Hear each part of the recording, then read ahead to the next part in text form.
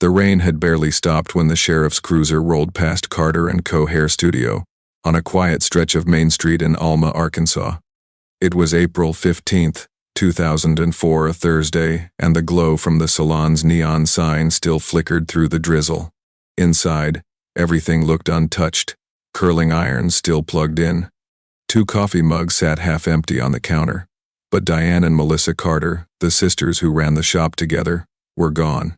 By morning, their silver Buick was found idling behind the salon, keys still in the ignition, driver's door cracked open. No wallets, no cell phones. Just a snapped plastic hairbrush on the back seat and a faint scent of hairspray and wet pine drifting through the air. The police scoured every inch of town nearby. Creeks, wooded trails, old barns, nothing. It was as if the Carter sisters had locked up one last time and stepped off the face of the earth. In the weeks that followed, the story consumed Alma. The women were beloved, known for free haircuts for seniors and fixing up brides on weekends. But as the trail cooled, so did the public's hope. Rumors replaced evidence, whispers about an obsessed client, a jealous boyfriend, even a local trafficking ring. None of it stuck. For nearly 2 decades, the case gathered dust, until 2021 when a highway crew digging along River Bend Road struck metal. Inside a rusted oil drum were 2 sets of remains and a faded receipt from a nearby auto shop, dated 2 days after the sisters disappeared. The name printed on that receipt would shake Alma to its core. Who buried Diane and Melissa Carter? And how did their killer manage to hide in plain sight for 17 years? If stories like this grip you like they do me, hit that like so more true crime lovers can find it. Comment where you're watching from, you're part of this true crime family now. And subscribe, it fuels this channel to bring you more stories just like this one. 2. To understand what really happened that night, we need to go back to where it all began. Thursday, April 15, 2004, began like any other humid spring day in Alma, Arkansas. Diane Carter, 29, opened the salon early, just after sunrise, the way she always did, coffee steaming on the front desk, radio tuned to 93.3 FM, humming along to Fleetwood Mac as she arranged color kits on the counter. Her younger sister, Melissa, 25, arrived half an hour later, late as usual but armed with a cinnamon roll and a laugh that filled the shop. The Carter sisters were close, not just in blood but in routine. Diane was the meticulous one, a perfectionist whose steady hand could transform a bad haircut into something beautiful. Melissa was the chatterbox, the heart of the place. She remembered every client's birthday, every gossip thread in town, every small kindness. Their salon wasn't just a business. It was a sanctuary, a place where Alma's women shared secrets, heartbreaks, and the occasional glass of wine. That Thursday, the rain rolled in around 6 p.m., just as their last client, a high school teacher named Sandra Lowe, left with her hair pinned in tight curls. Diane locked the front door, flipped the sign to closed, and the sisters stayed behind to clean up. Multiple witnesses saw the lights on past 7:30 p.m., which wasn't unusual. What was unusual came later. At 8:12 p.m., a local patrol officer noticed the sisters' Buick parked behind the salon. He didn't think much of it, they often left together after closing. But by morning, the same car was still there, engine off, driver's door cracked open, keys still dangling in the ignition. When Diane's fiancé, Mark Hanley, stopped by around 9 a.m. and saw the car, he knew something was wrong. Diane was punctual to a fault. By 10 a.m., he called the sheriff's office. Within an hour, the salon parking lot was cordoned off with yellow tape. Inside, everything appeared intact. No forced entry, no sign of a struggle. 2 chairs still had clean towels draped over them.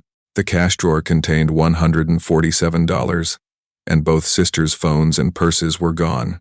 Investigators noticed that the break room clock had stopped at 8:47 p.m., though no one could explain why. Detective Roger Briggs, leading the case, described the scene as eerily frozen. He said it looked as though the sisters had simply stepped out for a smoke break and never came back.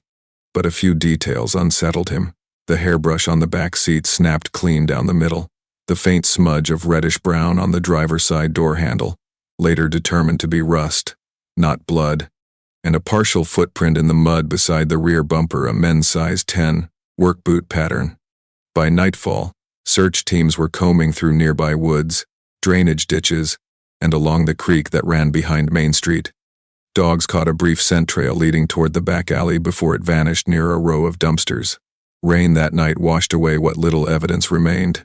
The following day, Alma gathered at the town hall for a candlelight vigil. Photos of Diane and Melissa smiling, laughing, arms around each other filled the steps.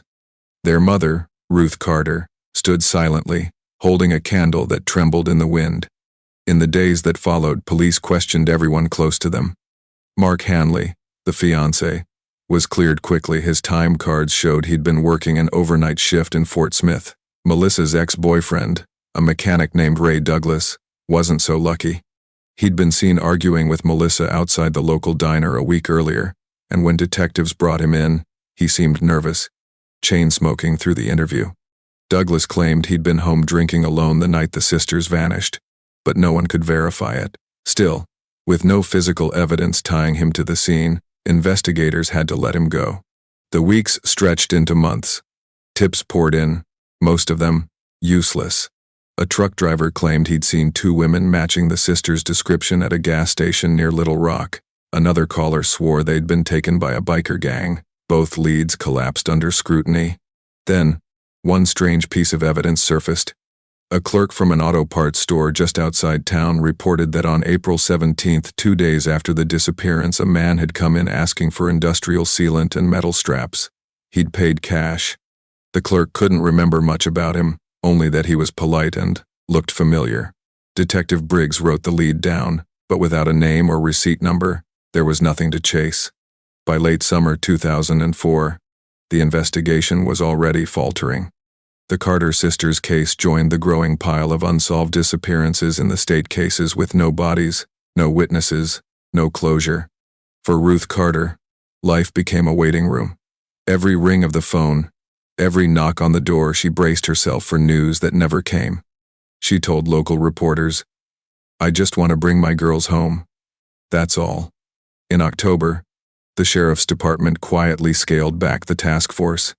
Leads had dried up, media attention faded, and the official statement changed from active investigation to open but inactive. Years later, Detective Briggs would admit that one piece of evidence, that single broken hairbrush, haunted him. Someone snapped it in anger, he said. That wasn't random. That was personal. What no one knew then was that the clue he'd overlooked, the one he'd written off as trivial, would resurface 17 years later in a creek bed off Riverbend Road. But before that break came, Alma would endure years of silence, false hope, and buried secrets that almost stayed that way forever. Because the truth behind the Carter sisters' disappearance was far darker and far closer than anyone had dared imagine. Detective Roger Briggs knew that. Cases like this, 2 victims, no witnesses, no bodies, went cold fast. But in 2004, he wasn't ready to let that happen. For weeks, he barely went home. His desk at the Alma Sheriff's Department was buried in interview notes, maps, and photos of the Carter sisters, both smiling, both frozen in time. The first week was chaos. Alma's population barely topped 5,000, and news of the disappearance spread faster than the rain clouds that day. Locals called in with everything from tips to theories. Some swore they saw a strange white van near the Salon that night. Others pointed fingers at a group of drifters camping by the old quarry. Briggs and his team ran down every lead. The van belonged to a plumber working a late job. The campers were gone before officers arrived, but their campsite turned up nothing except beer cans and cigarette butts. Then came the first potential break. A local gas station's security footage showed a car, possibly the sisters' Buick, passing by around 8:50 p.m. The image was grainy, distorted by rain, but a shadowy figure appeared to be walking near the driver's side. Investigators enhanced it as best they could, but all they got was the vague outline of a tall man wearing what looked like a mechanic's jacket. That's when suspicion shifted back toward Melissa's ex, Ray Douglas. He fit the height, the build, even the wardrobe, but his alibi, though weak, held. No prints, no DNA, no witnesses. In the absence of hard evidence, the investigation grew desperate. The FBI briefly joined in, consulting on potential trafficking connections after an interstate trucker claimed to have seen two women crying in the back of a semi near Fort Smith. It turned out to be a misidentified domestic dispute. Still, something about the case nagged at Briggs, the sheer neatness of it. No forced entry, no robbery, no blood. Whoever did this was calm, methodical, patient.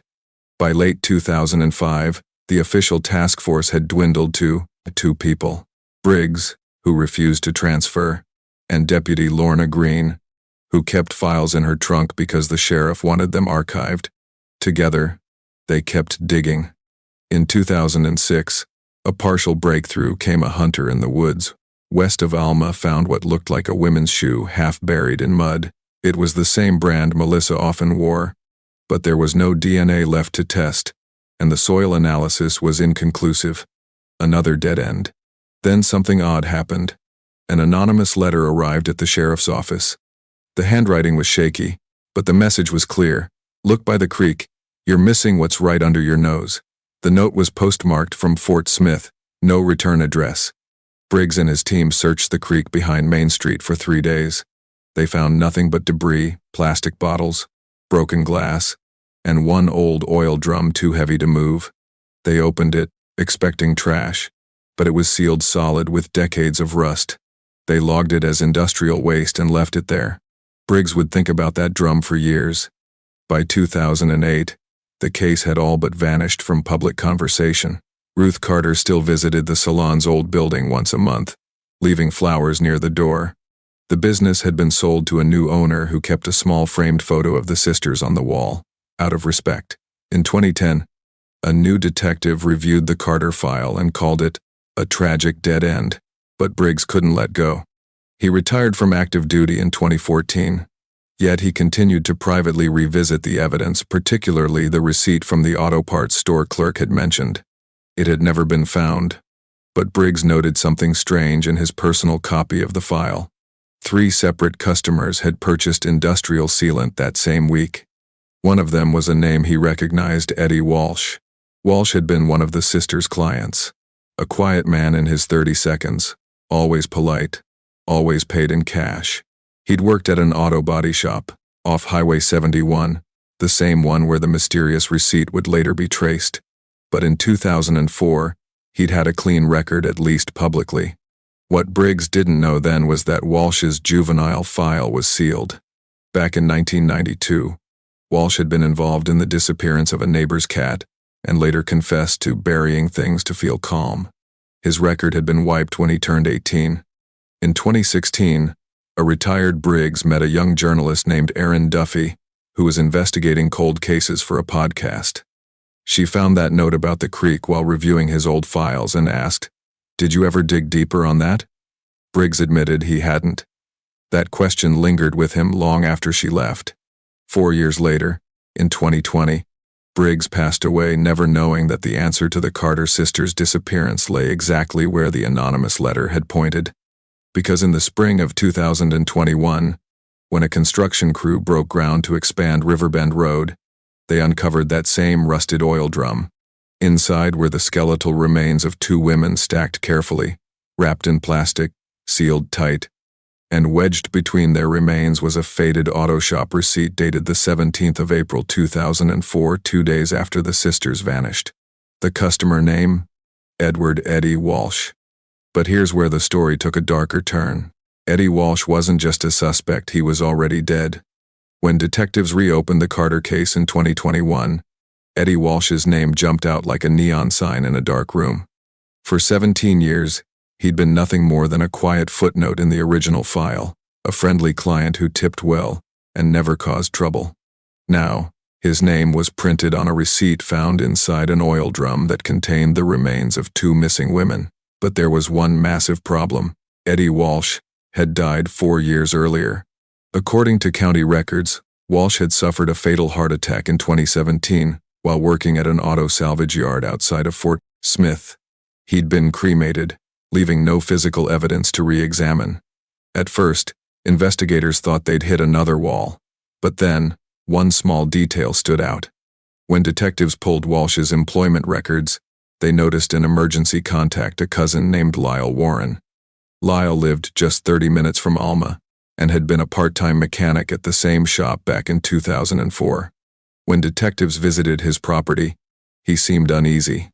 He told them he hadn't spoken to Eddie in years, that the man had his demons. But when pressed, Lyle mentioned something that made their stomachs drop.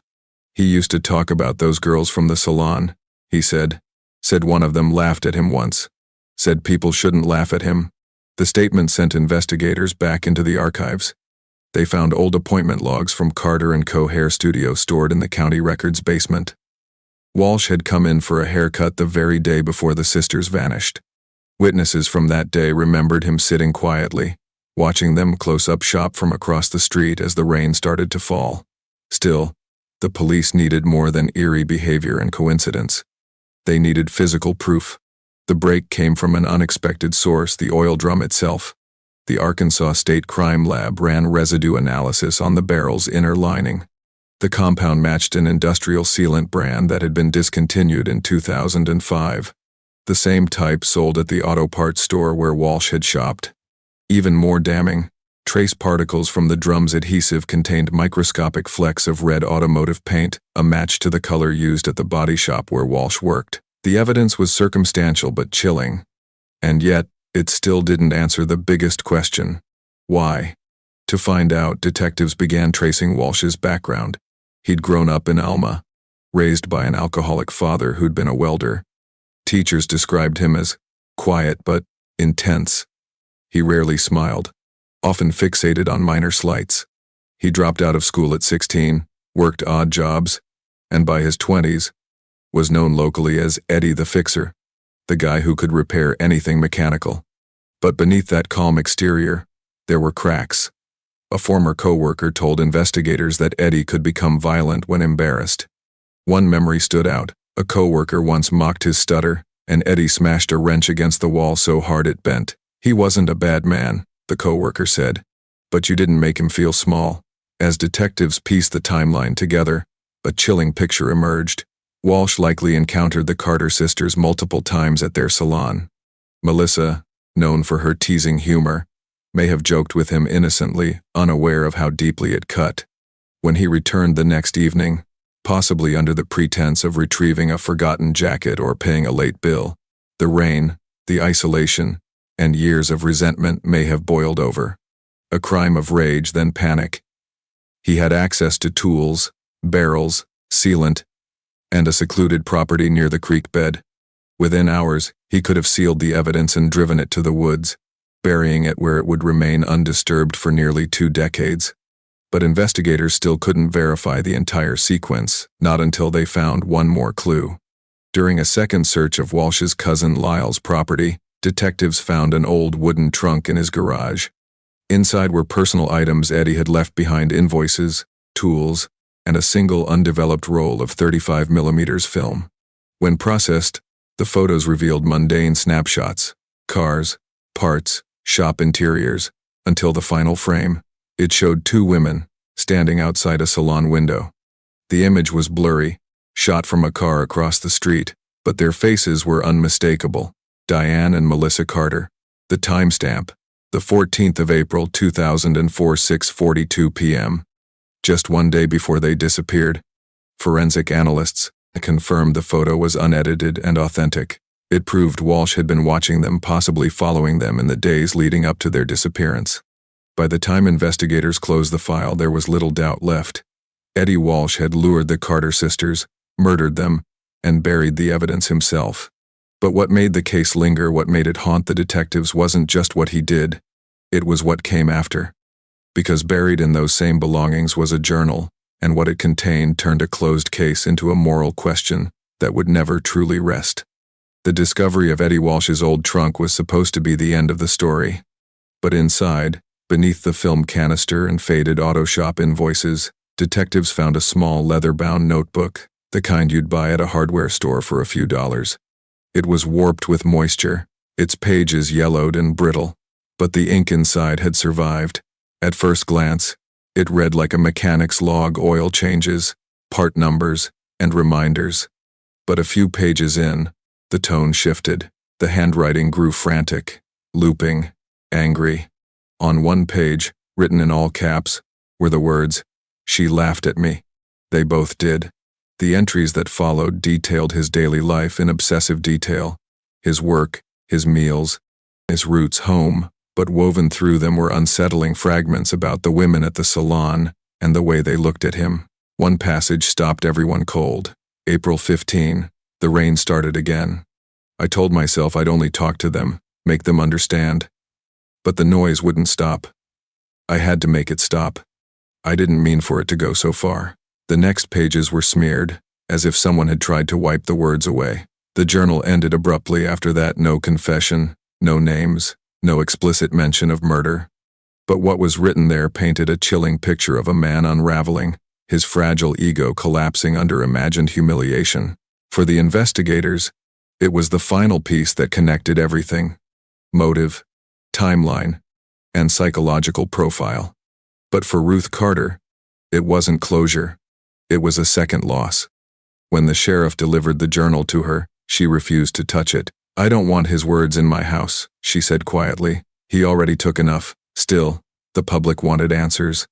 The case became a sensation once again, the Sisters of Riverbend Road, as newspapers called it. True crime podcasts and local reporters descended on Alma, turning the small Arkansas town into a media circus.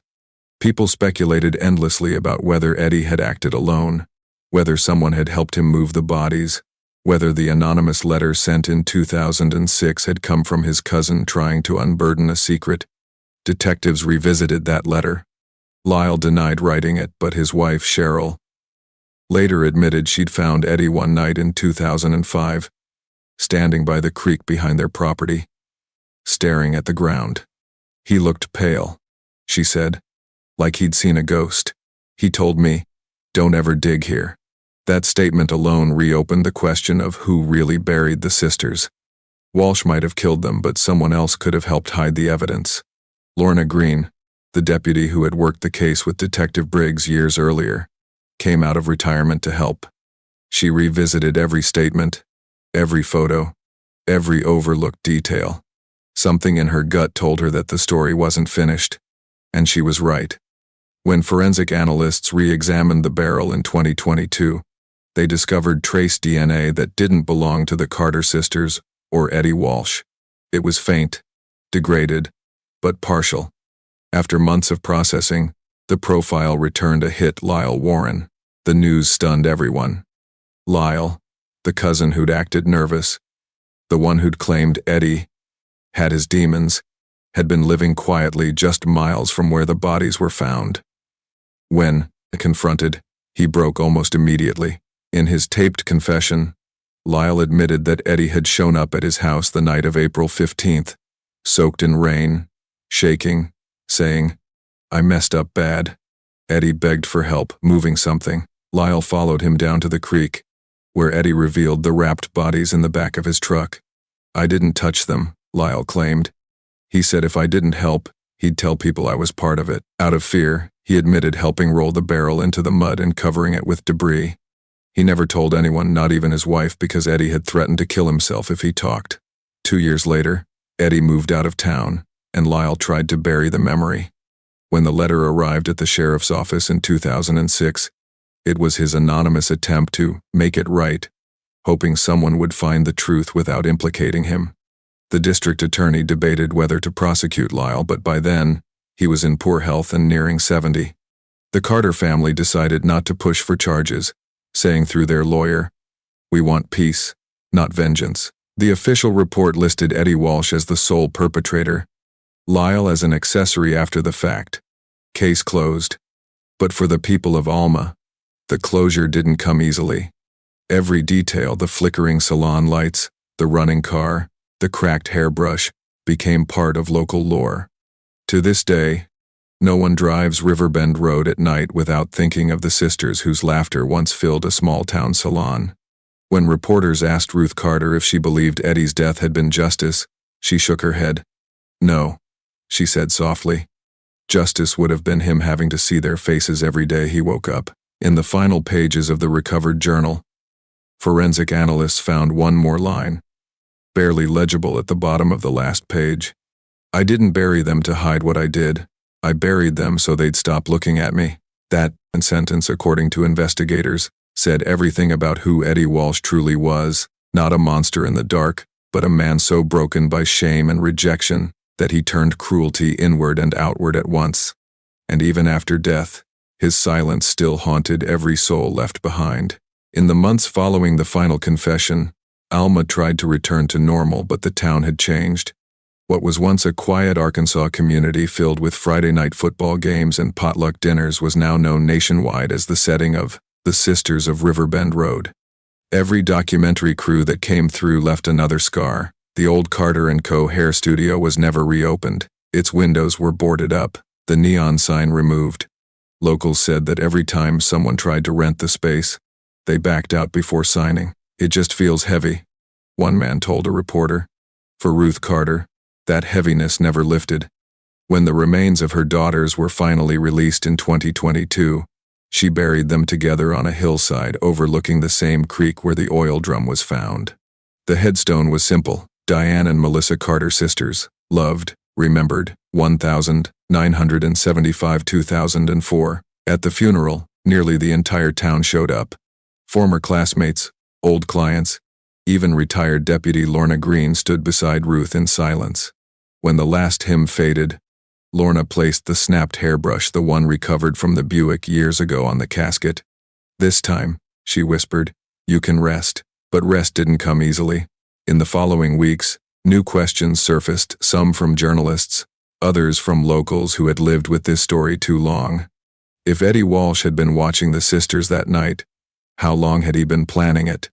And how many times had the police come close to catching him without realizing? Lorna decided to find out. Even though the case was technically closed, she spent her evenings going through Briggs's old notes, piecing together every timeline, discrepancy. That's when she noticed something that hadn't fit before. The receipt in the oil drum was dated April 17th, 2 days after the sisters vanished. But according to Lyle's confession, they buried the bodies the same night. That meant Eddie had gone back to town afterward, maybe to clean up evidence, or maybe to visit the Salon one last time. Police logs confirmed that 2 nights after the disappearance, someone had broken into the Salon. Nothing was stolen. Only a single item was missing: the sisters' appointment book. It had been sitting on the front counter during the initial search but wasn't there when detectives returned for follow-up photographs. At the time, investigators assumed it had been misplaced. Now, that assumption seemed naive. Lorna believed Eddie had taken it as a trophy, a final act of control. She contacted the current owner of the auto body shop where Eddie had worked and asked to inspect the property. The search led to one final discovery.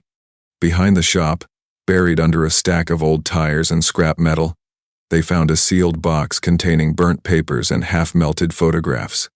Among the ashes were fragments of what appeared to be the missing appointment book, charred pages, some still legible. The surviving entries listed names, numbers, and notes about upcoming clients. On the last intact page, dated April 16th, someone had written in large, deliberate letters, "Eddie Touch-Up Trim, 6 p.m.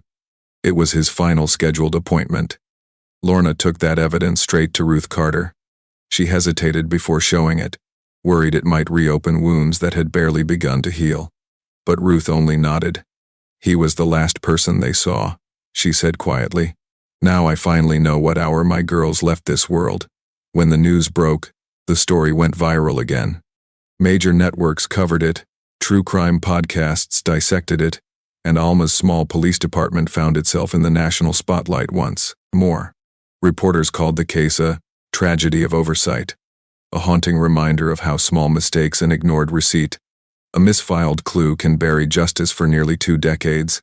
Through all of it, Ruth stayed away from the cameras. She told a local paper she'd rather the world remember her daughters for how they lived, not how they died. But privately, she kept a ritual. Once a month, she visited Riverbend Creek, just a few yards from where the oil drum had been unearthed. She'd sit by the water with 2 fresh daisies and speak aloud, as if her daughters could still hear. She'd tell them about the weather, about new families moving into town, about how the dogwoods were blooming again. And sometimes, she'd whisper to the wind, "It's over now. You can come home." Lorna eventually compiled everything into one final report, the last entry in the Carter file. She added a short paragraph at the end, not for evidence but for herself. 17 years of silence ended not with a tip, not with a confession, but with a construction crew digging where no one thought to look. The truth was always here, buried with the past, waiting for someone to care enough to keep digging. When the case officially closed, the evidence box was sealed and labeled Case number 04-219. Carter Sisters closed 2022. Lorna requested it be stored permanently in the Alma County Archives, not destroyed. Today, if you visit that archive, you'll find it on the bottom shelf next to a cracked hairbrush, a rusted keyring, a faded photo of two smiling women, and a single water-stained receipt bearing the name E. Walsh, a reminder of what happens when obsession turns deadly, and how sometimes justice doesn't roar back into life, it whispers, quietly, from the dirt. Years later, when people in Alma talk about the Carter sisters, their voices always soften. The story isn't just a crime anymore, it's become part of the town's history, a quiet scar beneath the surface of ordinary life. The empty salon on Main Street still stands, its faded sign barely visible through vines and dust. Every spring, someone no one knows who leaves two fresh lilies on the doorstep. For those who lived through it, the case reshaped how they saw one another. The idea that someone like Eddie Walsh, a man they knew, a man who'd eaten at their diner, waved at their kids, could harbor such darkness shattered the illusion of safety that small towns cling to. People started locking their doors earlier. Women stopped closing their shops alone at night. The quiet streets of Alma never quite felt the same again. Deputy Lorna Green retired for good a year after the final report was filed. She said she'd spent too many nights replaying those early mistakes, how close they'd been to the truth without seeing it. Sometimes she'd drive past the creek on Riverbend Road and stop for a moment, watching the water move over the stones, her reflection flickering in the current. "It's strange," she told a journalist once. "You can do this job for decades, but it's the ones you don't solve that live inside you."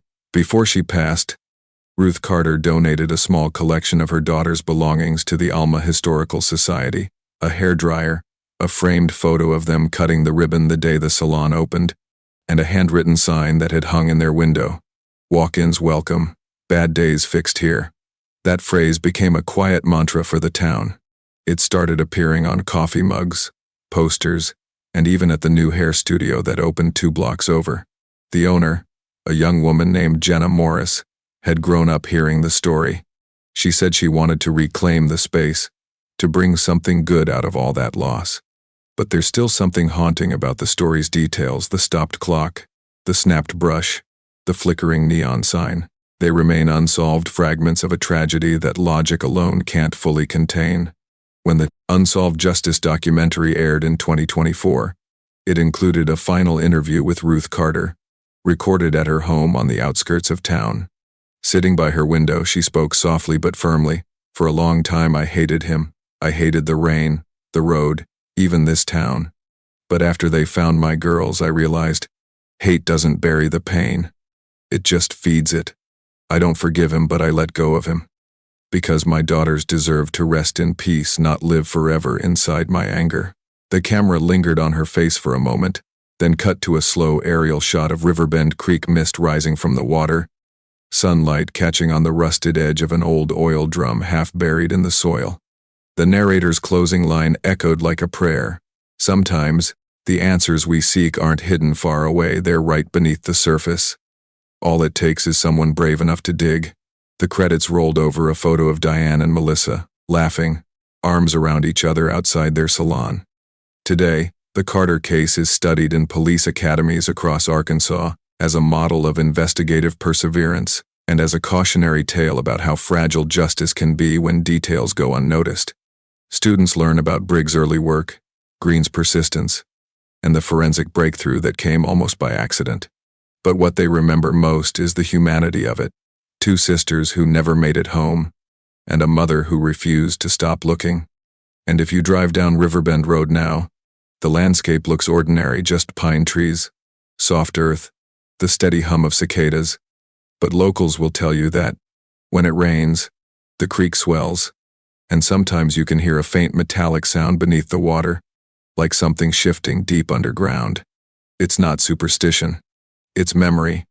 Because even when justice is served, stories like this don't end. They echo. In every mother who waits by the window. In every detective who keeps one case file open long after retirement. In every small town that still believes evil is something that happens somewhere else.